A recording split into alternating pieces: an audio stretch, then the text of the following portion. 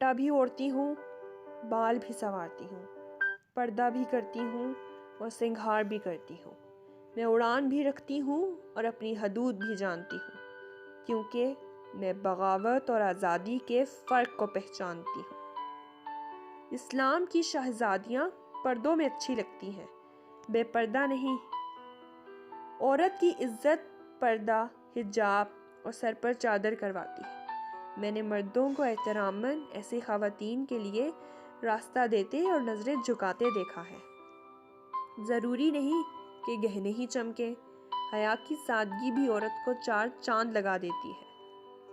حجاب کرنے والی لڑکی اسلام کی شہزادی ہوتی ہے۔ میرا تعلق اس مذہب سے ہے جس کی بیٹی گڑیا بھی خریدے تو دوپٹہ ساتھ لیتی ہے۔ اے بنت ہوا، تاج سے کہیں زیادہ سجتا ہے حجاب تم پر۔ اس عورت سے زیادہ خوبصورت کوئی چیز نہیں ہے جو اپنے رب کو راضی کرنے کے لیے پردہ کرتی ہے۔ اپنے حجاب پر ناز کرو لڑکیوں، کتابیں تو بہت ہیں مگر غلاف صرف قرآن پہ ہوتا ہے۔ عورت کی خوبصورتی حیا میں ہے، عورت کی عزت و وقار پاک دامنی میں ہے، عورت کا رتبہ بلند اخلاق کی وجہ سے ہے، عورت کا تحفظ پردے میں ہے۔ عورت کی بدصورتی یہ ہے کہ اس کی خوبصورتی ہر کوئی دیکھے۔ جب عورت پردہ کرتی ہے تو وہ حقیقتاً $170 بلین کی فیشن انڈسٹری پر لعنت بھیجتی ہے۔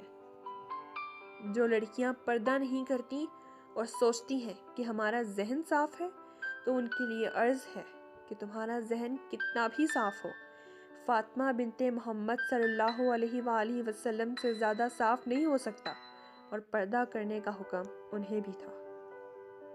بات صرف 1.5 گز کے حجاب اور 4 گز کے عبایا کے اس ٹکڑے کی نہیں، بات تو اس محبت کی ہے جو تمہارے رب کو تم سے ہے۔ امام حسین علیہ السلام نے فرمایا، عورت کا پردہ کرنا شہید کے خون سے افضل ہے۔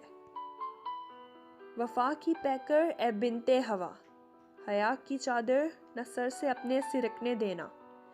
کٹن ہو جتنی بھی مسافتیں، نہ خود کو کبھی بھٹکنے دینا۔